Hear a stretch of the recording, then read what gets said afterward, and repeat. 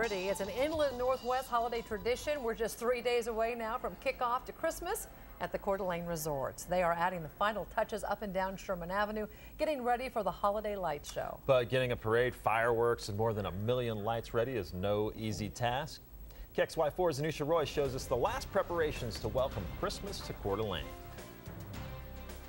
A little rain can't wash out the holiday spirit in the Lake City. Something we all look forward to. The lights and crowds will warm up any cold, wet visitor. We'll start off by having the carolers out there singing a little bit. Downtown is gearing up to welcome tens of thousands of people this Friday for the lighting ceremony. Then we'll shoot off some fireworks and turn on about 1.5 million lights. That's 1.5 million lights, not including everything along Sherman.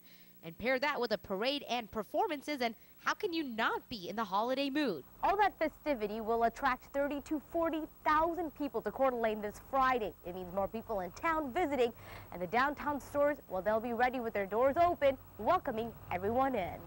At the Velvet Hangar, they've got their gift items on display. Lots of fun colored little gloves. This is when everybody's going to be out on the street. They're going to be, wandering around with family. The owner is expecting holiday sales to jump 25 to 50% compared to the last 2 months. Everybody loves the crystal. Of course, it's all about the blings. Up the street where Christmas is celebrated every day, A lot of people come in here to get in the spirit. the holiday season spreads a little more than just joy. I would say that this is probably close to 35 to 40% of our total year's business. And now everyone is waiting for the city to light up and the fun to begin.